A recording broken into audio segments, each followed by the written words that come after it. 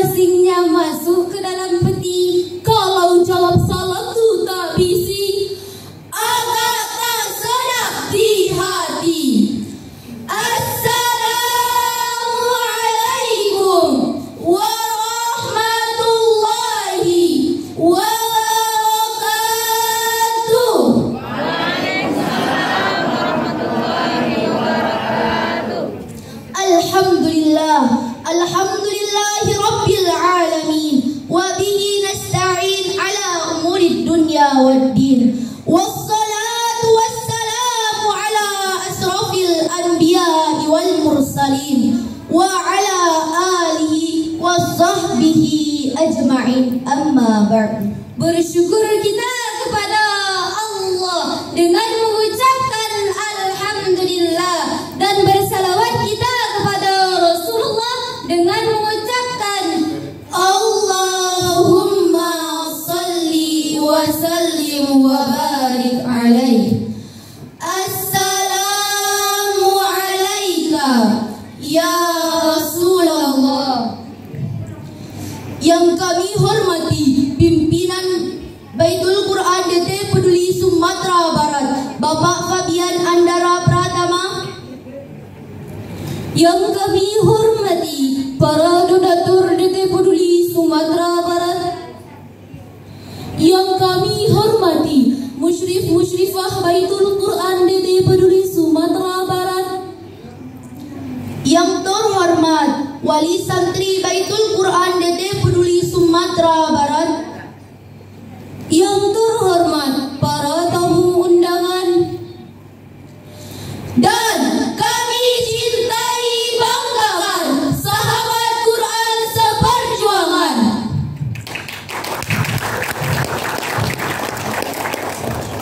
Dalam dunia yang demikian luas, dengan jarak antar negara yang amat berjauhan, tidaklah menjadi penghalang bagi kita untuk mengetahui apa yang sedang terjadi di belahan negara lain. Mengapa demikian, hadirin? Karena persediaannya alat elektronik digital saat ini yang mempercepat arus informasi dan komunikasi dalam hitungan detik. Tapi hadirin, perlu kita catat bahwa kecanggihan alat komunikasi itu bisa membawa dampak positif di samping dampak negatif. Salah satu contoh realitas sekarang adalah banyaknya umat Islam mempunyai waktu memegang HP dibandingkan Al-Qur'annya. Benar apa benar? Masa muda adalah masa yang penuh dengan harapan, penuh dengan cita-cita, dan penuh dengan romantika kehidupan yang sangat indah. Keindahan masa muda dihiasi dengan fisik yang masih kuat, berjalan masih cepat, pendengaran masih akurat, pikiran masih cermat, kulit wajah indah berkilau walaupun banyak jerawat. Tetapi tidak gawat, karena masih banyak obat di toko-toko terdekat. Hadirin wal hadirat rahimakumullah, seiring salam ta'zim, izinkanlah kami menyampaikan syarah Quran dengan judul Pandangan Al-Quran Terhadap Peradaban Manusia. Sebagai rujukan, marilah kita dengarkan firman Allah Subhanahu wa taala di dalam Al-Quran surat Yunus ayat 57 yang akan dibacakan oleh qari'ah kami dan terjemahan oleh Sari Tilawah. A'udzu billahi minasy syaithanir rajim.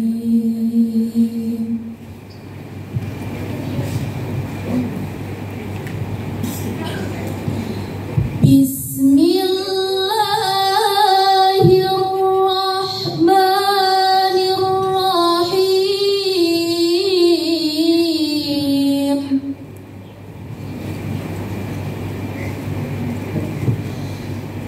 Ya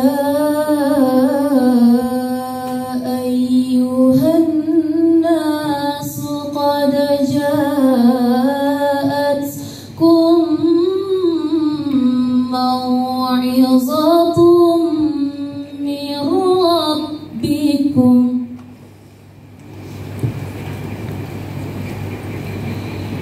وشفاء لما في الصدور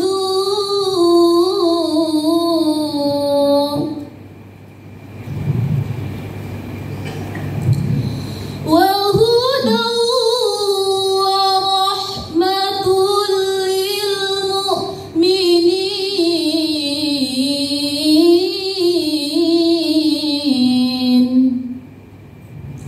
Aku berlindung kepada Allah dari godaan syaitan yang terkutuk dengan menyebut nama Allah yang Maha Pengasih lagi Maha Penyayang. Hai manusia, sesungguhnya telah datang kepadamu pelajaran Al-Quran dari Tuhanmu, penyembuh bagi penyakit-penyakit yang ada dalam dada, petunjuk serta rahmat bagi orang-orang yang beriman. Yang menjadi pertanyaan sekarang ialah, adakah fungsi Al-Quran dalam membangun peradaban manusia? Ayat tadi sebagaimana ditafsirkan oleh Imam Ali Asy-Syabuni dalam Safwatut Tafsirnya menjelaskan ada 4 fungsi diturunkannya Al-Quran, yaitu yang pertama, Al-Quran berfungsi sebagai pelajaran dari Tuhan yang Maha Pengajar. Yang kedua, Al-Quran berfungsi sebagai obat penyakit batin seperti penyakit syirik, ragu dan bodoh. Yang ketiga, Al-Quran berfungsi sebagai petunjuk bagi manusia dari kesesatan. Dan yang keempat, Al-Quran berfungsi sebagai rahmat bagi insan dan beriman. Barang siapa yang menjadikan Al-Quran sebagai petunjuk hidupnya, maka akan mengantarkannya ke syurga. Sebaliknya, barang siapa yang menjadikan Al-Quran sebagai makmumnya, maka akan mendorongnya ke jurang api neraka. Na'udzubillahi min dzalik.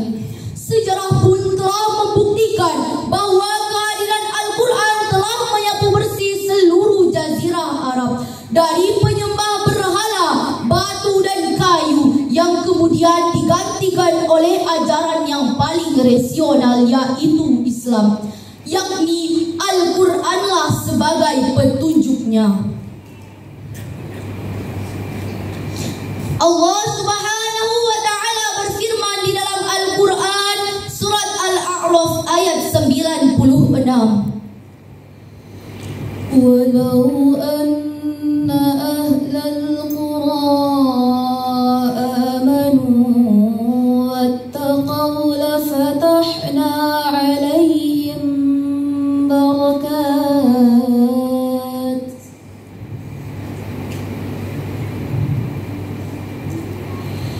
لفتحنا عليهم بركات من السماء والأرض ولكن كذبوا فأخذناهم بما كانوا يكسبون.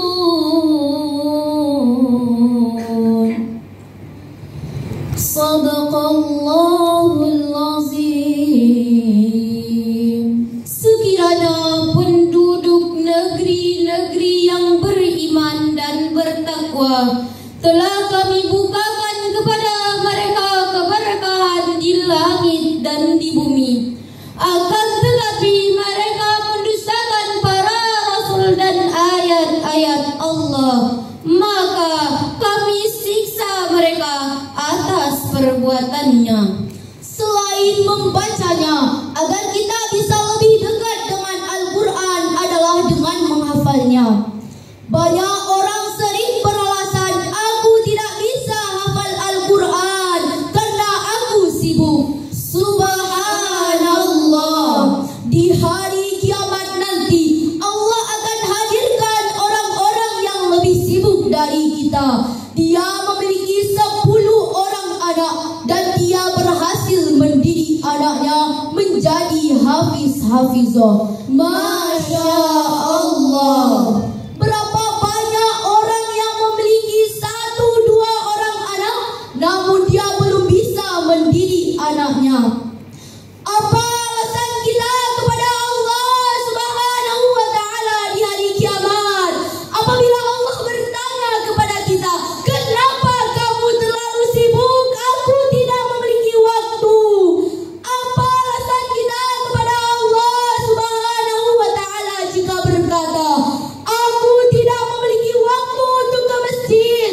Allah datangkan orang yang tidak punya kaki tapi rajin ke masjid. Dan apa alasan kita kepada Allah Subhanahu wa Ta'ala jika berkata, aku tidak punya waktu untuk membaca Al-Quran? Allah datangkan orang buta. Ini hambaku buta, tidak bisa melihat, tapi dia bisa hafal Al-Quran. Bagaimana kita lagi? Berapa banyak orang yang mati-matian menjaga Al-Quran, namun dengan teganya kita mengabaikan Al-Quran. Seberapa besar perjuangan anak-anak Palestina ketika mereka dilanda para perandakan kekejaman Yahudi Israel. Berapa banyak limpahan tetesan darah, tangisan, keringat rakyat Palestina dalam membela Al-Quran. Ketika mereka ditindas, ketika mereka dibunuh hidup-hidup, masa kecil mereka dirampas, orang tua mereka dibunuh, bahkan sampai mereka mati syahid, tetapi Al-Quran masih tersusun rapi di dalam dada mereka. Allahu Akbar. Hadirin wal hadirat rahimakumullah, lisan kita mengatakan bahwa kita mencintai Al-Quran. Adakah Al-Quran itu di hati kita? Kita berjanji akan menjaga dan membaca Al-Quran, namun adakah Al-Quran itu di hati kita? Bukankah kita lebih mementingkan media sosial daripada membaca Al-Quran? Bahkan berjam-jam mata kita tidak letih memandang benda persegi panjang daripada menunaikan kewajiban kita. Tidakkah kita mengingat perjuangan Rasulullah sallallahu alaihi wasallam dalam memperjuangkan Al-Quran? Patah giginya, berdarah pelipisnya, masihkah kita mengabaikannya? Adakah Al-Quran itu di hati, wahai hadirin? Kau bilang kau cinta Al-Quran, tetapi kenapa musik lebih sering kau dengarkan daripada lantunan ayat suci Al-Quran? Di mana bentuk cinta itu, wahai hadirin? Sementara telepon genggam selalu mengitari kemana kau pergi. Wahai hadirin, sadarlah, jika bukan kita yang menjaga Al-Quran, siapa lagi? Jika bukan sekarang, kapan lagi? Hadirin wal hadirat rahimakumullah, dari uraian di atas dapat kita simpulkan bahwa Al-Quran merupakan firman Allah Subhanahu wa Ta'ala yang berfungsi sebagai pelajaran, petunjuk, obat dan rahmat dalam membangun peradaban manusia untuk memberikan keselamatan baik di dunia terlebih lagi di akhirat.